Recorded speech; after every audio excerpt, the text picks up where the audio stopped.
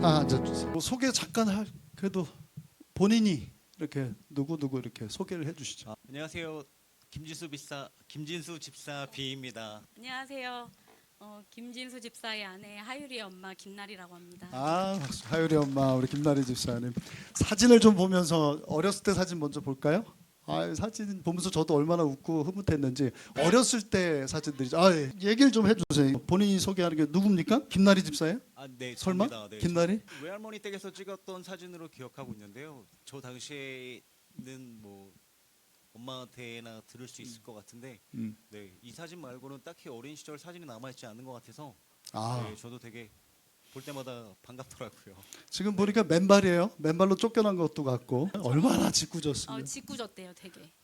그러니까 증인들이 많아요, 사실은. 또 다음 사진도 갈 길이 멀어서 아, 뭐야 이거.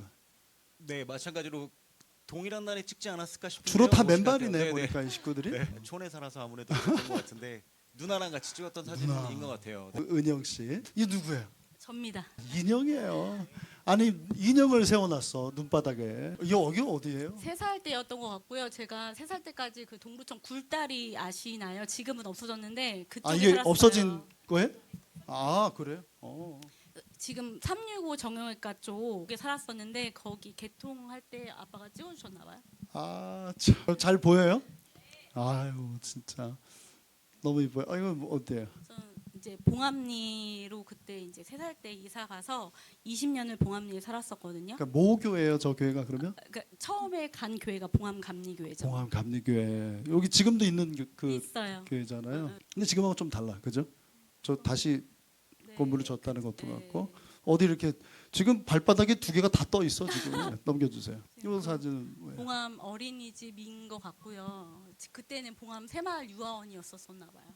아, 새마을 유아원. 야, 상당히 권위 있게 느껴지는데. 아이고 우리 유 집사님. 아, 참 이뻐요. 네, 또 저희 아빠랑 김도성 집사님. 네. 아, 저렇게 젊으셨어요. 뭐 텔레비 보는 거예요? 뭐 카메라를 보고 있는 것 같고요. 카메라. 이 카페트 보니까 어느 집이나 이런 카페트 뭐 신앙촌 이불 옛날 그런 어떤 그거죠. 아, 참 좋네요. 아버지가 이 사진 갖고 있어요? 네, 저희 친정에서 가지고 온 아, 사진이고. 그랬어요? 네. 거기서 공수해 오셨구나. 네. 야, 아버지가 이따가 보실 거야 아마. 나리가 그랬었는데 그러면서. 네, 또 볼까요? 이 아마 사진. 소요산인 것 같고요. 엄마랑 저 어렸을 때 찍은 사진인 것 예, 지금 엄마가 이제 칠순을 바라보실 텐데 이때는 그래도 30, 같아요. 아마 20대일 것 같아요. 20대. 20대 후반. 이게 개나리 폈을 때는 조금 쌀쌀할 텐데 아직은. 예, 아, 이뻐요. 또 볼까요? 이 사진은 예비 키룩스 사진입니다. 아, 캐룩스, 예비 캐룩스. 옛날에도 이렇게 찬양 예배를 섬겼군요. 여기가 봉암감리교회고요. 아, 봉암감리교회. 네, 친구랑 성탄절 준비하면서 아, 찬양했던 것 같아요. 야, 참 마루. 아, 저 마루 보니까 진짜 옛날 교회네요. 또 갈 길이 바쁘니까 누구예요? 훌쩍 뛰어넘었네 시간을. 주인이 한번 얘기해 보세요. 저 고등학교 시절인 것 같아요. 맞아요. 2학년인가 3학년인가. 왼쪽이죠 지금? 네, 제일 여기 성도님들 보시기에는 제일 왼쪽인 왼쪽. 건데, 네. 동두천 동두천 고등학교. 동두천 고등학교. 네, 맞아요. 아주 모범적이고 맞아요. 선하게 생겼어요. 공부가 제일 네. 공부가 제일 쉬웠어요. 뭐 그죠? 참 듬직하고 예, 저런 때가 있었어요. 근데 지금도 사실 너무 멋있죠. 지금도 또 볼까요? 아, 이거는 참. 2009년도 대학교 졸업 사진인 것 같습니다. 우리 김도성 집사님은 지금도 표정이 없으시네요. 딸이 남자 중에 남자예요, 저분이. 얼마나 좋으셨을까. 눈이 왔네 보니까. 또 넘겨주시겠어요? 아, 이건 최근이 아니죠, 이것도. 몇 년 됐죠? 이거 유치원 7살쯤인 것 같아요. 그렇군요. 또 그다음 사진 뭐예요? 그날 찍은 것 같고. 자, 여기까지 좀 보다가 또 심심해지면 또 한번 보도록 하고. 어렸을 때 사진은 봤는데 그 사진 있죠. 우리 결혼했을 때 시댁 아유 사진. 야, 제가 얼마나 웃었는지 몰라요. 오른쪽에 계신 분이 누구예요? 그분이 신부죠 지금. 머리를 어떻게 한 거야 도대체? 진짜 공주처럼 천사처럼 신부가 이뻐요. 어렸을 때 뭐 유아원 그 앞에 찍은 것도 있고 뭐 그런데 어렸을 때 부모님 얘기 잠깐만 좀 해봤으면 좋겠는데 신앙 훈련 어떻게 했는지 뭐 그런 얘기 할 거 있죠. 좀 맺힌 거 있을 수도 있고. 우리 김진수 집사님부터. 저 같은 경우는 이제 그 교회를 주일 예배를 참석을 하지 않으면 엄마한테 많이 혼났어요. 사실 네. 뭐 폭력을 동원했는지 안 했는지까지는 사실 말씀드리기 좀 그렇기는 한데 굉장히 강하게 그러니까 어떻게 강하게? 무엇으로 강하게? 당연한 것처럼 네, 뭐 야구 방망이도 야구 말씀하시긴 방망이, 하셨는데 효율적으로 이제 저를 통제하는 스패너 뭐 이런 거. 그래서 그때도 굉장히 교회를 가기 싫었지만 가지는 않을 수는 없는 곳이었거든요, 항상. 네. 그러니까 오후에 뭘 하더라도 오전에 교회에 참석은 해야만 했고 그때는 그게 굉장히 싫었어서 제가 중고등학교 때 교회 다닐 때는 교회 들어가는 순간부터 나올 때까지 말을 한마디도 안 했어요. 할 사람도 없었고 네, 뭐 친구도 없었고 만들 생각도 없었고 그랬던 것 같아요. 그렇다고 굉장히 막 예의가 없는 친구는 분명 아니었는데 이제 네, 조용히 그냥 있다가 기억이 나는 건 항상 이제 학년별로 특성을 했어요. 이번 주에 1학년이 했으면 다음 주는 2학년, 3학년, 고등학교 특성. 1학년 네. 그러면 이제 저는 들어가서 앉아 있다가 주보 보고 이번 주는 우리 학년이구나. 그러면 이제 나가 있다가 끝나면 들어오고 또 앉아 있다가 이제 가고 그렇게 생활을 했었던 것 같아요. 그러니까 신앙에 있어서가 아니라 그냥 엄마에 대한 두려움? 네, 사실 부끄럽지만 그때는 어떤 신앙에 대한 그런 깊이감이 있는 믿음을 갖고 있지는 않았던 것 같고요. 상대적으로 누나가 굉장히 교회에서 봉사 많이 하고 뭐 피아노라든지 이런 것들로 저랑은 완전히 극단적으로 대변되는 삶을 살고 있다 보니까 비교가 많이 됐겠네. 그렇죠. 뭐 근데 그렇다고 해서 대놓고 막 그거에 대해서 저를 혼을 내시거나 그런 분들은 정말 없으셨고 항상 귀엽게 봐주시고 되게 사랑해 주셨는데 저는 저 나름대로의 어떤 그런 어릴 적에 그런 나름의 사춘기였던 것 같아요. 근데 지금 생각해 보면 그때 그렇게 엄마가 저를 나름의 통제로 교회를 참석할 수 있게 해줬던 게 지금의 어떤 제 모습에 굉장히 큰 부분을 차지하지 않았을까라는 생각은 늘 하고 있습니다. 중고등학교 때뿐만 아니라 대학에 그런 어떤 신앙생활의 그 어떤 그 억압에서 벗어나기 위해서 대학도 유학을 멀리까지 가셨는데도 불구하고 어머니가 예배 생활을 강요하셨다면서요. 계속 연장선상이었던 것 같아요. 뭐 어디를 가 있든지 간에 뭐 주말에는 당연히 집에 와서 이제 교회를 가는 게 당연시 됐었었고 제가 기억에 좀 남는 거는 군대에 가서 2년 4개월 그렇게 군생활 하면서 한 번도 교회를 빠져본 적이 없거든요. 그러니까 뭐 공 차자고 해도 교회 갔다 온 다음에 찾아 뭐 이런 식으로 저도 지금 생각해 보면 그때 왜 그랬나 싶은 그런 나름의 스스로 혼자 있을 때도 교회를 참석해야 되는 거는 나름의 어떤 그런 관성적인 삶을 살아와서 그런지 모르겠는데 안 가면 안 될 것 같은 그런 어떤 무의식의 작용이 분명히 있었던 것 같아요. 늘 그래서 저는 군 생활 동안 한 번도 다른 행사 가지 않고 네, 교회를 갔다 온 게 나름의 잘했다라고 본의 칭찬할 수 아니게 있는 몸에 이렇게 예배 생활이 몸에 밴 거예요. 네 그랬던 것 같아요. 그 엄마 작전대로 기도대로 된 거죠. 그때 아버지는 어떠셨어요? 그 아버지가 역할이 있었을 것 같은데 우리 김희경 집사님 어디 계세요? 네, 저기 계세요. 아버지 입장에 그런 엄마나 아들 중간에서 어떤 역할을 했는지. 나름의 갈등이 분명히 있으셨던 것 같고 그러니까 저는 사실 뭐 어리다라는 핑계로 좀 표현이 그럴 수 있겠지만 항상 누나가 저보다 노력을 정말 많이 했고요. 아빠 이제 교회 같이 가시면 이렇게 할게요, 저렇게 할게요. 이렇게 그때는 되면 아버지가 세상에 계셨고. 뭐 직접적으로 기억이 나는 거는 별로 없는데 엄마 지금의 어떤 그런 나름의 과거에 대한 소회를 들어보면 아버지가 이제 핍박도 많이 하셨다라고는 하는데 설마. 네, 그 교회 가는 거에 대해서 이제 좀 나름의 불만 표현도 분명히 하셨었을 거고 당연했을 것 같아요. 당시에는 그게 또 사회적인 통념으로 교회를 안 다니셨던 분이셨으니까. 그 저는 우리 어른의 과거 모습을 잘 모르기 때문에 근데 옛날 이렇게 기억이 있는 분들은 진짜 기적이라고. 저 김인경 집사님이 교회에서 이렇게 신앙생활하고 봉사하고 맞습니까? 네 맞아요. 워낙에 아버지 같은 경우는 이제 뭐 선하신 분이라고 저는 늘 보고 자라왔지만 일단은 그 신앙적인 측면에서는 분명히 굉장히 이제 없는 분이셨기 때문에 지금 옛날의 모습과 대조해 보면 놀랍죠. 정말로 놀랍죠. 그러니까 아버지가 저렇게 변화되기까지 어떤 역할이 있었을 텐데 뭔가 있었을 텐데 누가 가장 큰 그런 역할을 했다고 생각해요? 엄마죠 아무래도. 네. 엄마가 아빠를 또 때렸나요? 그건 아니. 그랬던 아니고. 것 같지는 않고요. 반대로 그 반대의 사례도 분명 없었고요. 항상 이렇게 권면하셨던 것 같고, 그리고 이제 세월이 흘러가면서 누나나 저나 성장하고 이제 뭐 가정을 꾸리기까지 어떤 그런 긴 시간 동안 점차적으로 엄마의 기도가 이제 조금씩 그렇게 반영이 되면서 되지 않았나, 그냥 저는 그렇게 생각하고 있습니다. 뭐 제가 알기로는 우리 김 집사님 하나님 앞에 이렇게 오게 하려고 금식도 하시고 그렇게 하나님 앞에 떼쓰고, 하나님께서 결국은 하나님께서 이 가정을 이렇게 믿음의 가정으로 세워주신 것 같아요. 분명히 눈물은 있고 헌신은 있고 그거 없이는 안 됐겠죠.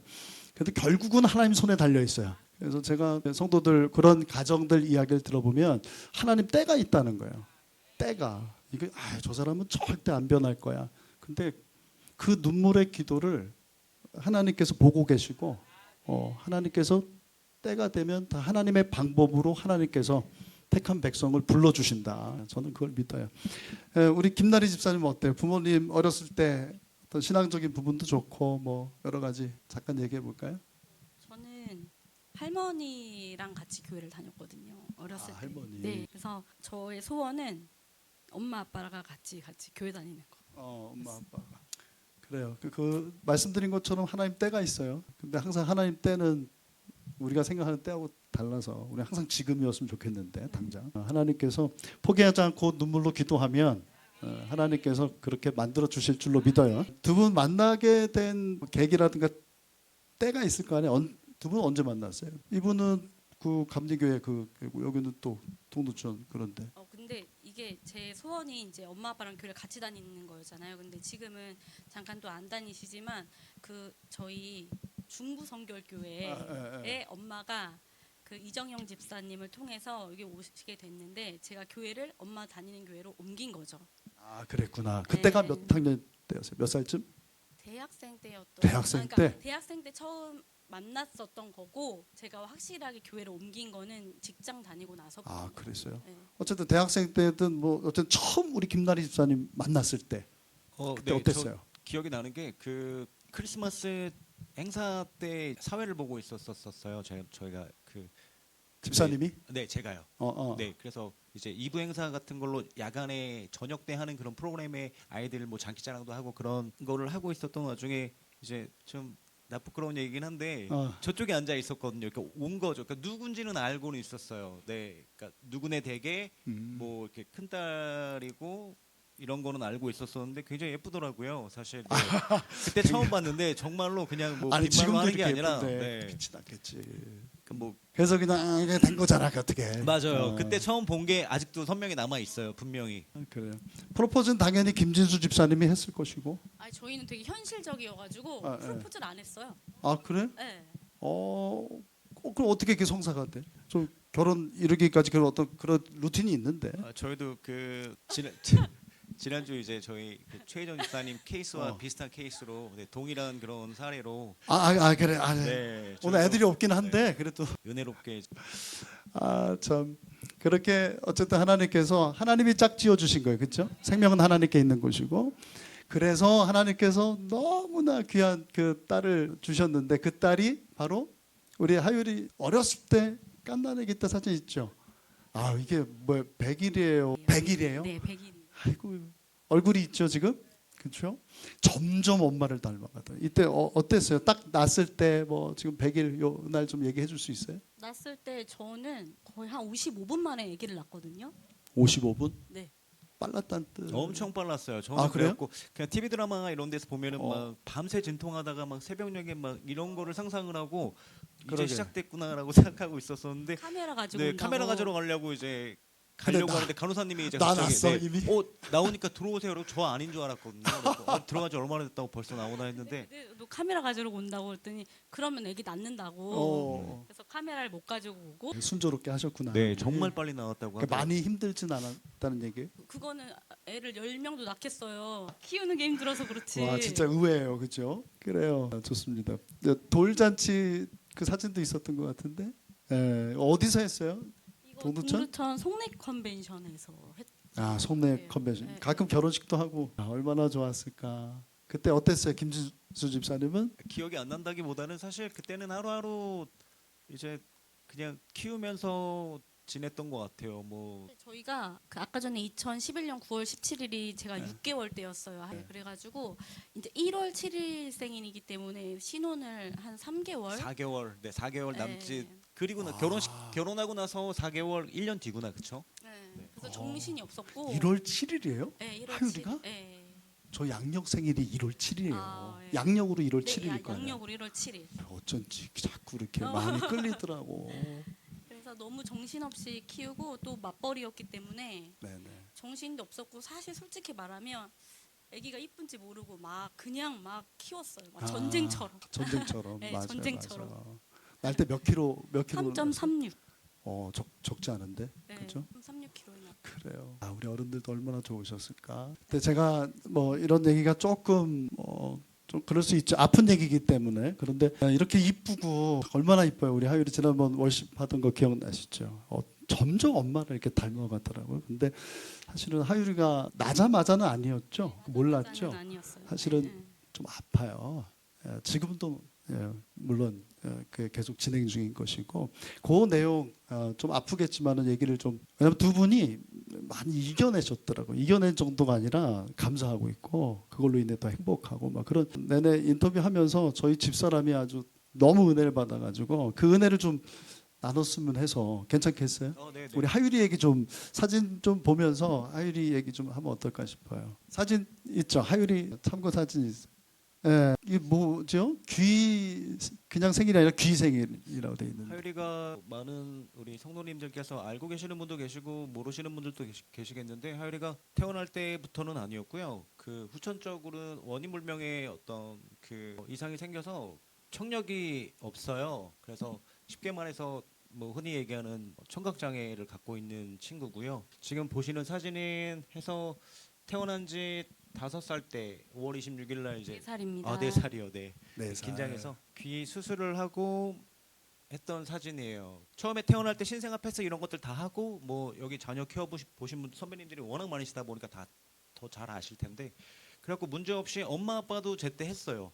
그리고 이제 아무런 그런 상상과 어떤 그런 거 없이 어느 날 갑자기 그 어린이집 선생님께서 조금 듣는 거에 대한 반응이 다른 친구들과는 다르다라고 하는 말씀 주셔가지고 뭐 그럴 리가 있겠나 싶었지만 그래도 저희들보다 훨씬 더 가까운 곳에서 아이를 관찰하는 그런 시점에 선생님께서 말씀을 주시는 거니까 또 무시할 수는 없어서 아직도 기억이 나는 게 이제 휴가 다녀와서 다음 날 이 사람은 출근하고 제가 이제 마지막 휴가 일자를 애를 데리고 갔다가 병원에서 검사 결과를 듣고 그냥 들어갔는데 그냥 되게 표정이 어둡더라고요. 그러면서 이제 하시는 말씀이 아이가 많이 아팠었나요라고 물어보시는 순간부터 이제 뭔가 잘못됐구나를 느꼈던 거예요. 그때 진짜 저는 하늘이 노래진다라는 게 그때 처음 경험해봤어요. 이게 무슨 소리지? 이게 그래갖고 이제 어떤 마음으로 상담을 하고 어떤 결과를 듣고 나왔는지도 기억이 안 나는데 아무튼 결과적으로 하율이는 고도난청입니다. 지금 인공아우라고 하는 기기를 착용을 하고 있는 상태에서는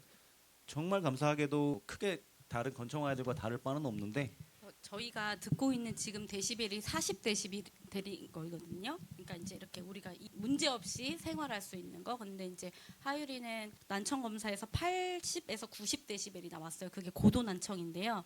그 80, 90데시벨이면 항공기 소리, 총소리 거기서 그 정도는 대야 소리를 그쵸. 듣는다. 네, 그래서 저희는 뭐 가족력도 없었기 때문에 굉장히 뭐 진짜 어떻게 해야 될지도 몰랐고 그때부터 이제 하율이를 위해서 어떤 걸 해야 되지 이렇게 찾아봤었죠. 근데 그 와우라고 하는 그 네. 기계를 그러니까 장착한 네, 수술한 네 맞아요. 그게 어떤 왜- 기계인지 좀 네, 이 얘기해 줄 수 수술을 왜 있어요? 하게 되냐면 보청기로는 하율이가 들을 수가 좀 없습니다. 힘듭니다. 라고 해서 보청기는 귀에 꽂으면 마이크처럼 소리를 증폭시켜주는 그냥 단순한 역할을 하는 거예요. 근데 하율이는 그걸로도 힘드니까 이제 그 귀 뒤에 뼈를 열어서 이제 전기적인 자극을 줄 수 있는 인공 관절 수술 같은 거 아시죠? 근데 이제 하율이는 인공 와우라고 해서 인공 달팽이 관을 귀 뒤에 임플란트를 삽입을 하고요. 그리고 그 수술을 한 거고요. 그 외부 기기를 또 차요. 이게 붙여요. 자석으로. 붙여서 우리 하율이는 일반적인 귀로 소리를 듣는 게 아니라 인공와우 기기로 소리를 듣고요. 그리고 이제 보청기는 잔존 청력으로 소리를 증폭시켜가지고 소리를 듣는 거기 때문에 잔존 청력이 남아있는데 하유리는 인공아우 수술하면 원래 있었던 80, 90 데시벨까지도 완전히 죽이고 하기 때문에 이제 인공아우 기기를 떼면 아예 소리를 못 들어요. 그 수술 자체도 상당히 왜냐하면 어쨌든 이 머리는 다 위험하니까 이 안에 뭔가를 심었다는 거잖아요. 네, 이걸 그쵸. 열고 자석이 안에 있어서 뭐 MRI 찍는 것도 힘들고요. 이제 뭐 완전히 압박붕대를 써가지고 만약에 뭐 그럴 일이 있으면 안 되지만 혹시나 MRI 찍는 일이 있으면 많은 처치가 필요하고요. 앞으로도 이것 청력과 상관없는 어떤 네, 어떤 이슈가 사고로 인한 발생했을 때 그리고 이제 인공아우 수술만 하면 저는 다 되는 줄 알았어요. 그 정도로 무지했어요. 청각 장애에 대해서. 인공아우 수술만 하면 뭐 아무런 기기 없이 잘 들리는데 재활 치료를 갔는데 아이들이 너무 큰 기계를 귀에다가 막 달고 다니는 거예요. 너무 네네. 그래서 선생님 저거는 뭐예요? 그랬더니 하율이도 이제 저걸 해야 된다는 거예요. 그래서 머리에다가 네, 그래서 모르는 선생님 앞에서 엉엉 울었어요. 그 저도 이제 그 보기는 했는데 사실은 상당히 불편해 보이더라고요. 네, 이렇게 그쵸. 물놀이 할 때 이럴 네, 때 그쵸, 보니까 그쵸. 되게 위험하기도 하고 어떤 네, 면에서는 네. 어떤 그 붙이는 기계는 배터리가 있다 그랬잖아요. 네, 배터리로 하고 있고요. 뭐 또 하율이는 또 수술을 또 했다고 해가지고 또 그냥 무작정 잘 들리는 게 아니라 청능 재활을 통해서 소리를 인식을 시켜줘야 돼가지고 만약에 이게 뭐 마이크 이러면 우리 영어 할 때요 뭐 사과가 애플인지 모르잖아요. 그런 것처럼 인식을 시켜줘야 되는 거예요. 그래서 청능 재활을 기계만 단다고 되는 게 아니라 되는 게 아니에요. 연습하고 훈련해야 네, 된다. 훈련해야 돼요. 하율이는 훈련을 통해서 소리를 듣고 말하고 했기 때문에 남편이 또 헌신을 한 게 일을 그만뒀어요. 재활 치료 때문에. 그러게요. 저도 그 얘기 듣고 참 대단한 뭐 어쩔 수 없다고 얘기하지만 또 꼭 그렇지는 않거든요. 근데 그렇게 말씀하시면 제가 백수처럼 살고 그런 건 아니고 전직을 했다든지 이런 식으로 말을 하려고 했어요. 이게 재활 치료를 너무 좋은 아빠야, 진짜. 재활 치료를 하기 위해서 한 사람은 이제 저는 너무 시간에 얽매여 있는 직업이었고 그렇죠. 당시에 그리고 면허도 없었어요. 네, 아 제가 면허는 명- 있었는데 운전을 못 해서 본인이 네, 아이를 제가- 케어할 수가 없었군요. 네, 기본적으로. 맞아요. 이제 조금 더 좀 재활에 용이한 사람이 이제 헌신을 했죠. 잘할 수 있는. 네, 잘할 수 있는. 그래서 오랫도록 이제 뭐 마케팅 업무를 했었는데 그거를 그만둬서 이제 하율이 이제 그러고서 재활치료 다녔는데요. 이제 이직을 했어요. 이직을 네네. 했는데 이직을 하니까 주말에도 출근을 해야 되는 이슈가 발생을 하는 거예요. 그럼 제가 또 이제 그때는 운전을 배워가지고 남편이 평일에 저는 주말에 그 강남 수서까지 재활 치료를 다녔어요. 일주일에 한 두세 번 이렇게. 보통 일이 아니에요. 우리는 전혀 사실은 저는 조금 알고 있었는데 기도 부탁을 했기 때문에 매번 같이 기도하고 그렇게 했는데 여러분도 잘 모르셨죠. 아이가 워낙 밝고, 진짜 아주 말도 잘하고 사실은. 그런데 사실 이런 과정들이 있고 지금도 현재 그런 아픔을 이겨내는 그런 과정 중에 있거든요. 우리 하율이가 아빠를 좋아해요? 엄마를 좋아해요? 이런 얘기 되게 웃긴데 두 분은 어떤 것 같아요? 제가 성격이 좀 약간 부러지다 보니까 그리고 막 예민하고 막 이러다 보니까 저를 안 좋아하는 것 같으면서도 결국에는 저를 좋아하는 거. 나를 더 좋아한다. 딸은 엄마를 좋아한다. 근데 노력을 해야지 되는 거고 저는 그냥 본능적으로 네. 딸은 엄마. 네. 이제 생각이 다른 것 같아서 물어보는 거야. 교묘하게 저를 띄워줄 것처럼 시작해서 결국 자기를 좋아한다는 식으로 이제 포장해 가시는데 근데 맞는 말인 것 같아요. 그러니까 엄마를 좀 무서워해요. 굉장히 무서워하고 엄마가 한번 예의 없는 행동이라든지 뭐 이런 것 때문에 분노에 차오르면 굉장히 무서워하고 저도 무섭더라고요. 항상. 그래서 저는 조금 편하게 해주는 편인데 그럼에도 불구하고 엄마는 엄마다라는 걸 매번 느껴요. 그래서 가끔 서운할 때도 있는데 이게 또 저랑 같은 동성 아이가 아니다 보니까 그럴 수밖에 없나라는 생각도 하고 아빠랑 더 많은 시간을 보냈죠. 아마 그럴 수밖에 요즘 모르겠는데 네, 그랬었죠. 아까 김나래 집사님이 말씀하셨던 것처럼 제가 이직을 하면서 지금 아버지랑 같은 업종에서 일을 하고 있는데 그때 당시에 제 아버지가 당신의 손녀기도 하시기 때문에 얼마든지 시간을 빼줄 수 있게끔 조절을 해볼 테니까 이제 같이 일을 하는 걸로 그렇게 방향을 잡아주셨어요. 그래서 지금 곰곰이 생각해 보면 그것도 정말 저희가 감당할 수 있게끔 하나님께서 어떤 상황을 만들어 주셔서 다 예비해 놓으셨어요. 네네, 그러니까 그게 그렇죠? 너무 공교롭고 되게 지금 생각하면 와 너무 잘 됐다 힘들다라고 말을 할 수 있겠지만 그렇게 또 희생해 주시고 도와주시고 하셨던 뭐 장인 장모님도 마찬가지로 그런 순간들이 있었어서 지금까지 왔나 싶기도 하고요. 그 아까 질문하셨던 거와는 다른 얘기를 지금 제가 하고 있는 것 같은데 처음에는 내가 무슨 죄를 지어가지고 우리 하율이가 이렇게 고통을 받나. 자녀들이 아프면 부모들은 저도 우리 한준이가 이제 돌도 안 돼서 전신 마취하고 뭐 돌도 안 됐을 때 그때 그런 생각 때문에 저하고 집사람 되게 많이 힘들었었는데 아마 두 분 많이 그랬을 것 같아요. 그때 담대한 마음을 주셨던 게 맨 처음에는 무슨 죄가 있어서 하율이한테 이런 청각장애라는 가족력도 없는 이런 장애를 주셨을까 했는데 그냥 하나님은 나한테 감당할 수 있을 만큼의 그런 고난을 주신다는 걸 믿고 담대하게 선포했던 것 같아요. 감사하다. 듣지 못한다고 하는 것이 이제 그게 이제 말하기나 여러 가지 생활 전반에 문제가 생기는 거기 때문에 네, 그렇죠. 너무 힘들었을 것 같아요. 그때 우리 김진수 집사님 또 어떠셨어요? 청각장애라는 거를 저희도 몰랐었을 때는 이게 들리지 않는다라는 게 얼마나 실생활에 어려움과 불편함을 초래하는지 상상도 못했는데 살면서 이제 하나하나씩 느껴가는 게 예를 들어서 제가 갑자기 청력을 잃어서 뭔가 그런 불편한 상황이 생기더라도 살아왔던 생활 패턴이라든지 이런 것들이 있기 때문에 얼마든지 대응을 할 수 있는데 하율이는 어릴 때부터 소통이 안 되던 순간부터 그러다 보니까 시각에 굉장히 의존을 하더라고요.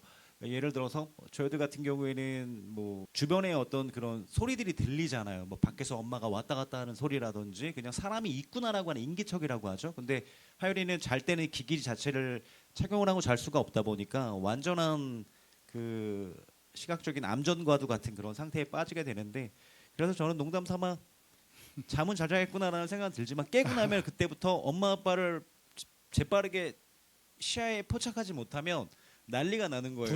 불안하고 무서워서. 그래서 뭐 웃긴 얘기지만 화장실에 앉아 있는데 애가 비명을 지르면서 일어나고 저를 찾아 온 방을 왔다 갔다 하는 저는 당장 대응을 못 하는 거예요. 그게 아직도 참 웃기면서도 그러니까 하율아 이렇게 부르면 다른 네. 애들은 이렇게 딱 들어볼 텐데 얘는 그렇죠. 들리지 안심하지. 않으니까 엄마가 있구나, 아빠가 네, 있구나. 온 방을 왔다 갔다 하면서 봐야 아빠를 되니까. 찾는 건데 못 보니까. 그리고 이제 이 사람이 뭐 회식을 하게 되거나 그래 좀 늦어 저 혼자 집에 있었을 때 애가 일찍 잠들어가고 재우고 있다가 분리수거 좀 하러 나가야지 하고 나왔다가 이제 부지런히 올라오는데 그 저희 집 14층이거든요. 근데 14층에서 저 1층까지 소리가 들려요. 울부짖는 소리가.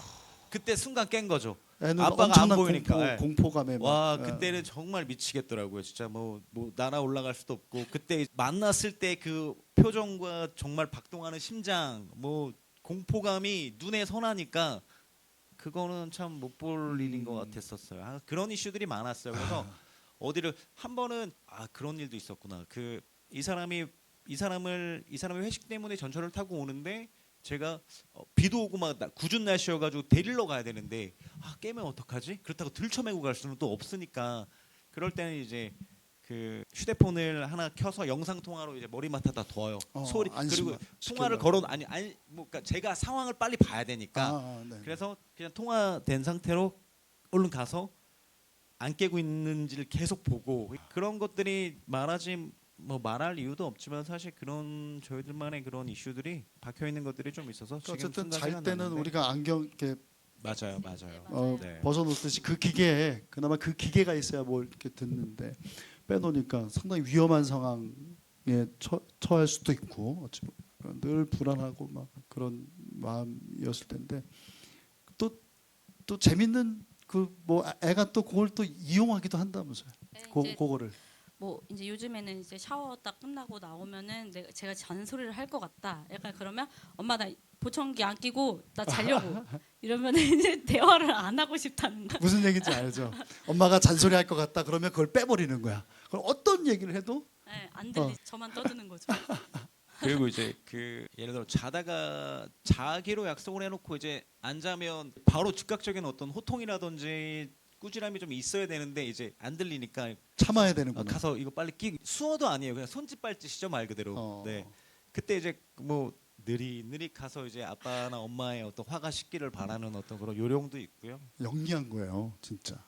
우리 하율이가 밝고 명랑하고 씩씩하고 얼마나 이쁜지 몰라요. 아들 부럽지 않을 것 같아요. 어쩔 때 보면. 네. 그렇죠? 근데 그 지금 하율이가 그 와우 그 기계를 잘 쓰기 위해서 그 재활을 한다는 그 훈련은 지금도 이어지고 있는 거예요? 아니요, 지금은 너무 다행히 하율이는 그 예후가 굉장히 좋은 케이스여가지고 지금 아마 다른 분들이 이 말을 안 하면 하율이가 청각장애인인지 모를 모르죠. 거예요. 대부분 네, 모르죠. 근데 저희가 보기에는 부족한데 이제 다른 분들이 이제 일상생활에서 보기에는 모를 건데 이제 예후가 너무 좋아서 초등학교 한 저학년 때 재활을 마쳤어요. 네. 근데 그래도 뭐 음악을 한다거나 뭐 노래 그러니까 그쵸, 노래를 그게- 한다 이 힘들잖아요, 사실은요. 네, 그러니까 옛날 같았으면 하율이 같은 경우에는 이제 수어를 아마 했어야 됐을 거예요.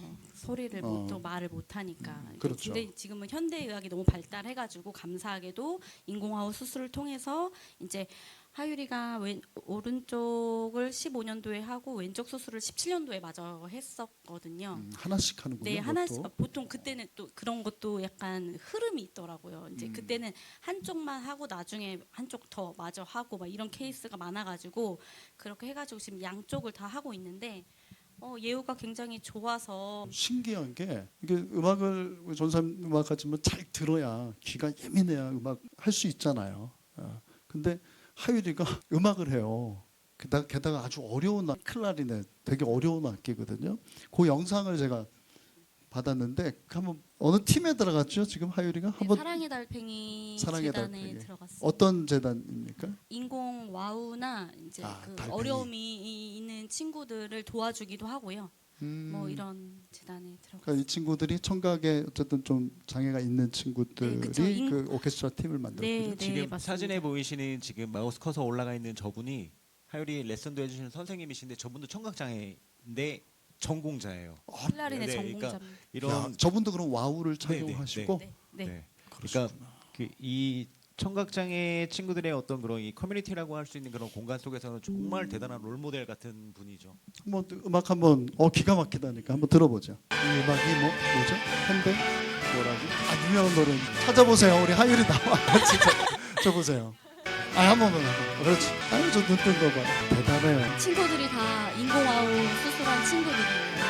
클라리넷 하시는 분. 얼마나 노력을 했겠어요. 박수 한번 해주세요. 참, 그래도 너무 힘들었을 때 있죠. 죄송해요 이런 거 여쭤봐서. 근데 다 많이 이겨내신 것 같아서 또 이겨낼 것 같아서 앞으로도 네.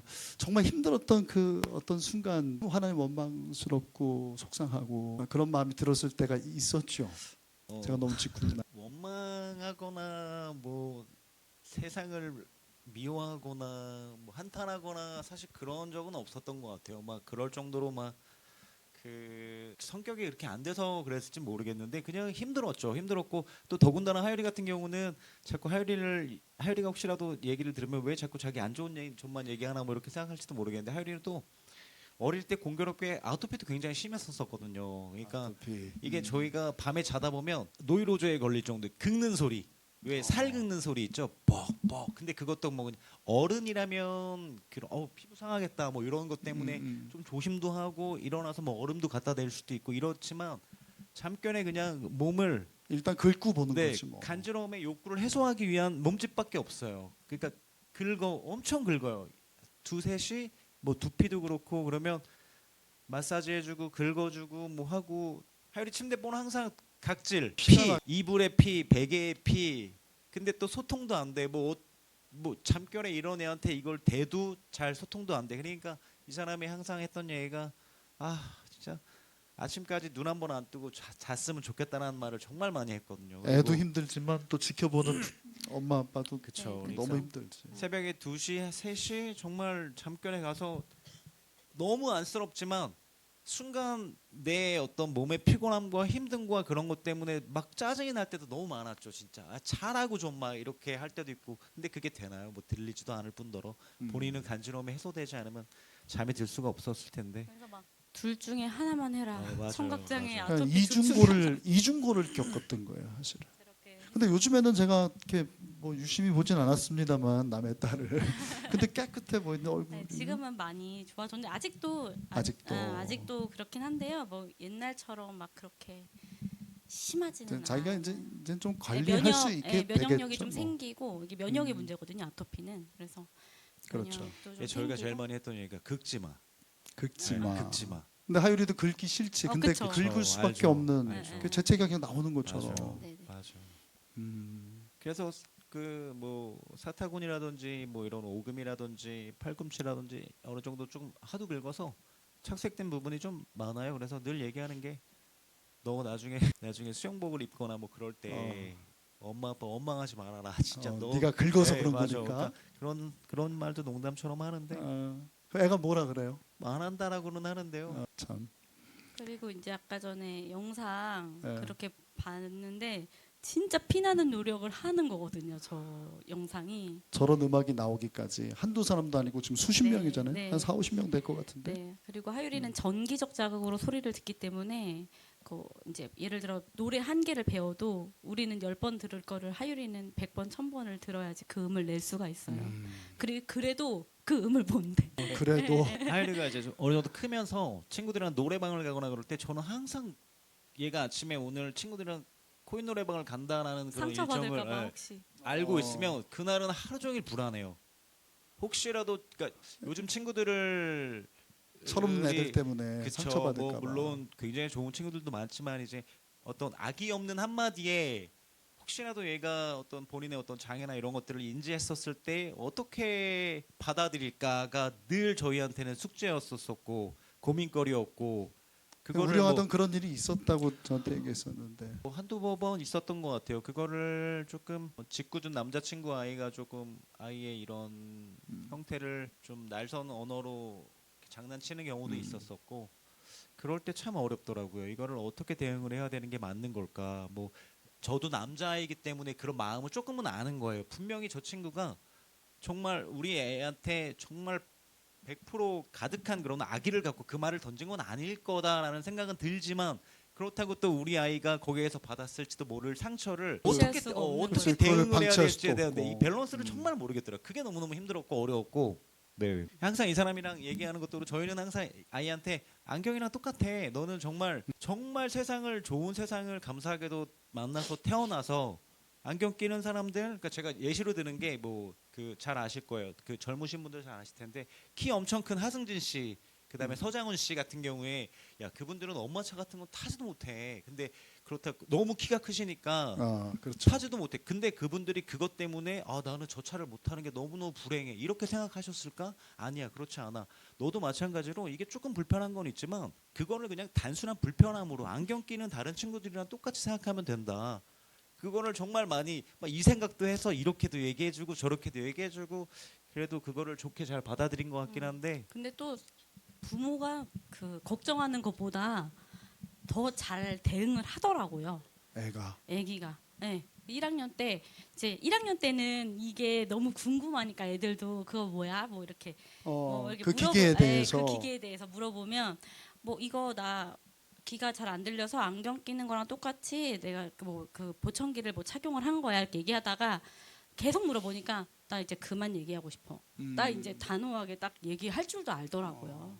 그렇죠. 그래서, 네. 일일이 그걸 매번 어떻게 네. 그래서 이게 어, 부모가 그 걱정하는 그러니까 생각보다 거 적응력도 맞아요. 그렇더라고요. 부모보다 어른보다. 네, 어른보다 자기를 지킬 줄도 알고 그렇더라고요. 우리 이빨 빠져갖고 여기 1학년 보이나? 입학된 것 같아요. 아유 나 참 제가 기억나세요? 그 유치원 졸업식 때 제가 갔던 거. 김나리 집사님이 학부모 대표로 춤추시더라고. 그날 아이를 위해서. 또 한번 우리 하율이 사진 한번. 이게 아마 그 기계 이렇게 하율이가 착용하고 있는 착용한 인공호흡 기기입니다. 옆에서 보면 그 보신 분들 거의 없을 거예요. 이렇게 보면 애가 머리가 기니까 여자니까 이렇게 가리는데 맞아요. 저게 배터리가 뭐 한 달씩 가는 게 아니라 네, 금방. 하루 이틀 만에 소진이 되거든요. 그 출력하는 양에 따라서 또 왼쪽 오른쪽이 또 다르고. 달라요. 사용 기간이. 그리고 이제 아이가 오늘 뭐 음악이라든지 어떤 소리 자극에 대한 그런 반응이 많았던 날은 좀 더 배터리 소모가 빠르고요. 네, 그렇군요. 그래서 뭐 항상 예비 배터리를 가지고 다녀야 되고 본인이 그걸 할 수 이제는 할 있어요? 수 있어요. 예전에는 그게 좀 어렸을 때는 어려웠었고 힘들었을 것 같아요. 뭐 교체하는 그 과정이 또 항상 불안했던 게 친구들 앞에서 이거를 막 갈고 이런 형태가 또 어떻게 보일지에 대한 걱정도 너무너무 많았고 초등학교 때는 정말 걱정의 연속이었던 것 같아요. 제가 지금은 좀 어때요? 그런 걸 지금은 그 중학교 올라가니까 또 걱정이 되더라고요. 기존 친구들은 이제 어느 정도 굉장히 하율이 이거를 알게 돼서 뭐 이해 정도가 아니라 그냥 당연스럽게 여기는 친구들이 많았지만 또 하율이 같은 경우에 의정부로 학교를 다니다가 기존에 초등 친구들이 하나도 없는 상태에서 중학교를 가다 보니까 이걸 또 얘가 어떻게 대응할까? 걱정 많이 했을 것 같아요. 그쵸. 초등학교에서 중학교 올라올 네, 때 걱정 엄청 많이 했어요. 지역을 옮기니까. 네, 지역을 옮기니까 그래서 또 남편이 또 장애인 그 개별화 회의라고 있거든요. 하율이가 어느 상황에서 어느 교실에서 환경에서 잘 들리는지 그리고 음악 가창 시험이나 이런 게 혹시 있을 때 뭐 지문이나 이런 종이 시험으로 대체할 수 있는지 하율이는 그렇게 해줘야 되고 하율이는 기본 조건이 전혀 다르니까. 네, 네. 그래서 그런 것들 아빠가 쫓아다니면서 회의를 하고 있어요. 제가 장한 아빠. 네, 학부모 반대표예요. 반대표. 와, 박수 한번 해주세요. 또 다른 그림 있어요? 야, 요 참 타이틀이 여자 셋만의 여행. 강원도 어디입니까? 좀 꽃이죠 지금 저기? 박물관인데요. 박물관. 네, 아, 그 어머니 야. 칠순 때 갔었어요. 작년이에요, 재작년, 그렇죠. 네, 작년. 근데 어떻게 여자들만? 제가 연차를 내 가지고 이제 어머니랑 셋만 다녀왔습니다. 며느리가 시엄마를 시어머니를 모시고 딸내미하고 이렇게. 참, 우리 권사님 어떠셨어요? 행복하셨죠?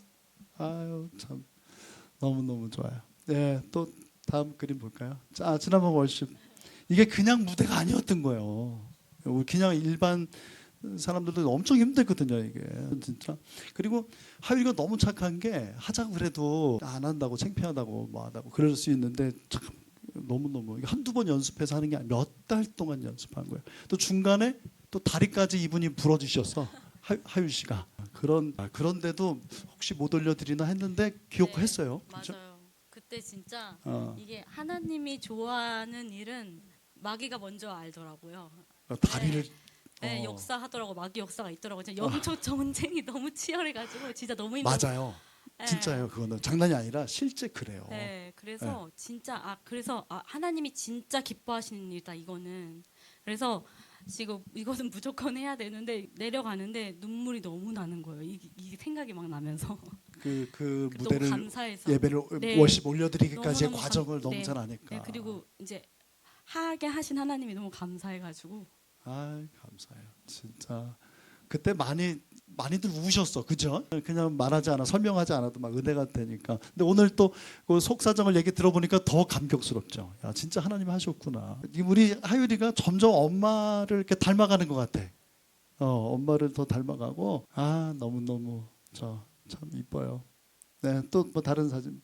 이건 뭐 편지인가요? 네, 이번에 어버이날 이번 한번 누가 한번 읽어볼까? 우리 아빠가 읽어볼까요? 엄마 울 것 같아. 그러니까 네. 아빠가. 지금 생각해 보니 나를 예의 있게 키우려고 그랬던 것 같아요. 지금 생각하면 엄청 웃기고 추억이에요. 내가 청각 장애라는 걸 듣고 엄마 아빠도 엄청 힘들고 나를 포기하고 싶은 생각도 들었을 텐데 나를 포기하지 않고 보청기라는 나의 귀를 선물해줘서 고마워요. 어쨌든 그런 와중에도 아빠가 그래도 야무지게 키우려고 바르게 키우려고 뭐 체벌을 했어요? 혼냈어요?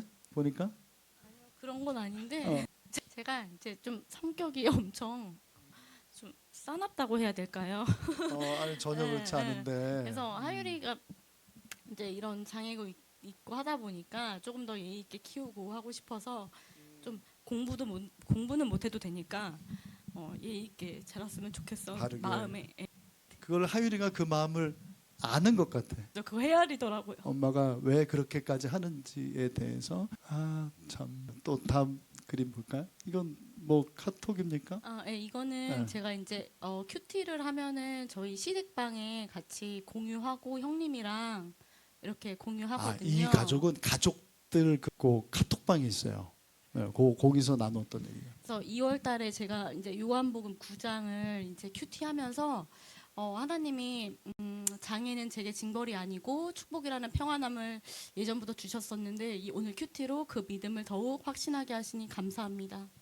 하율이가 우리 가족의 축복의 통로이며 하율이를 통해 하나님이 하실 일들을 기대하게 하시니 감사합니다. 청각장애를 가지고 있음에도 인공호흡 수술을 통하여 소리를 듣게 하시고 말하게 하시고 춤을 추게 하시며 악기를 연주하게 하신 모두 하나님의 은혜입니다.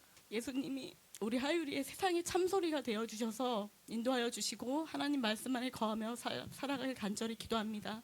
어떠한 고난도 주님 안에서 생명이 되며 약함이 강함되게 하시는 하나님의 능력과 우리 하율이를 지금까지 선하게 인도하신 하나님을 찬양합니다. 박수 한번. 본문이 제 기억에는 그 보지 못하는 네. 그 아이가 맞아요. 부모의 네. 죄 때문입니까? 뭐 네, 제자들이 맞아요. 그런 예수님께서 뭐라고 말씀하신지 아시죠? 사람들은 다 뭐 내가 잘못해서 뭐가 있을 거야 생각하는데 예수님 말씀은 하나님께서 하시고자 하는 일을 드러내기 위해서 그런 약함을 통해서 더 온전한 하나님의 그 능력을 깨닫게 하시고 더 깊은 은혜 가운데 들어가도록 그렇게 하시는 것 같아요. 오늘 본문이 합력해서 선을 이루신다. 오늘 본문 말씀 한번 다시 한번 우리 같이 한번 읽어볼까요? 이 말씀이 제가 그날 인터뷰하면서 이 말씀 저에게 주시더라고요. 같이 한번 읽어봅시다. 시작. 우리가 알거니와 하나님을 사랑하는 자 곧 그의 뜻대로 부르심을 얻은 자들에게는 모든 것이 합력하여 선을 이루느니라. 동감하세요? 두 분 어때요? 우리 신앙적으로 우리 구원의 문제에 있어서 하나님은 선한 분이고 그래서 하나님이 허락한 모든 우리 삶의 환경들은 선하다. 그런 모든 것들을 때로는 우리는 원망스럽고 마땅치 않고 그렇지만 그 모든 것을 합력해서 하나님께서 이건 하나님의 선이죠. 우리가 이제 구원을 완성하는 구원을 성취하는 그 선을 이루신다. 좋게 해주신다. 정말 좋게 해주신다. 이 말씀에 동의하세요? 아멘. 네. 동의합니다. 이게 고난이요. 그 하나님이 그 고난이 정말 유익이 되게 하시려고 그 속에 축복을 포장을 같이 해가지고 주시는 네네. 느낌을 항상 받았거든요. 그래서 그 고난이 정말 내게 유익이고 내 실패가 간증이고 정말 하나님이 그것을 통해서 하나님이 영광 받기를 정말 고난. 정말 그 하율이의 그 약함 때문에 그 아픔, 그 결핍 때문에 그게 아니었다면 잃어버렸을, 누리지 못했을, 뵙지 못했을 그 하나님, 그 사랑, 그 믿음의 확신을 주시기 위해서 그러신 것 같아요. 하율이를 통해서 네, 통과하게 하시는 거죠. 그 하율이를 통해서 하나님 사랑, 하나님의 마음, 네. 그죠? 그런 많은 깨달음이 있었을 것 같아요. 그 하율이한테 오히려 고맙다는 생각 그를 들죠. 위해서 희생하는 것 같아서.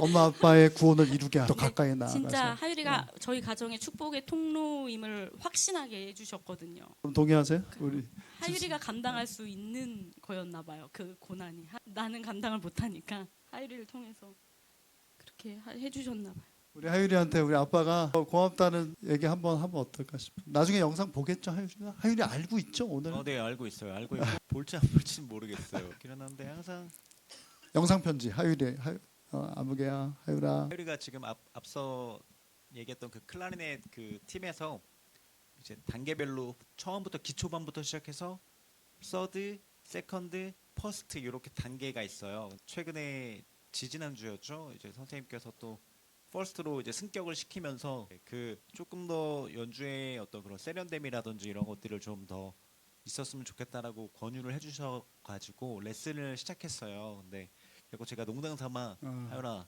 퍼스트답게 행동해 항상 이렇게 얘기하는데 그게 어떻게 보면 제 항상 기대고 욕심이고 아이를 조금 힘들게 하루에 제가 늘 하는 게 하율아 우리는 성실 말고는 할 수 있는 게 없어. 그래서 30분이 됐든 1시간이 됐든 매일매일 연습하는 게 너를 만들어가는 길이라는 얘기를 항상 하거든요. 그래서 하율이는 학교 끝나고 돌아오면 무조건적으로 클라리넷을 붙잡고 정말 그날 시간이 없을 때를 제외하고는 최소 1시간 이상은 해야 돼요.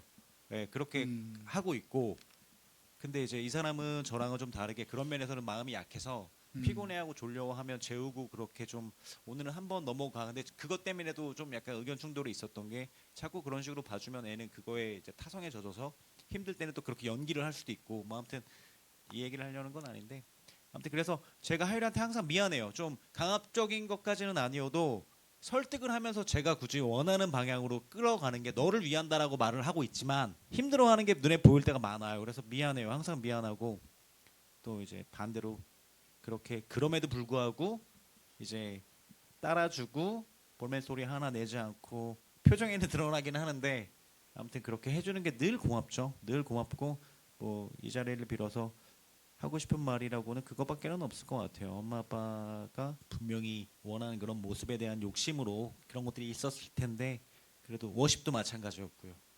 네, 그래서 고맙다는 말밖에는 사실 더 이상의 표현은 없을 것 같아요. 사랑하는 거야 뭐 당연한.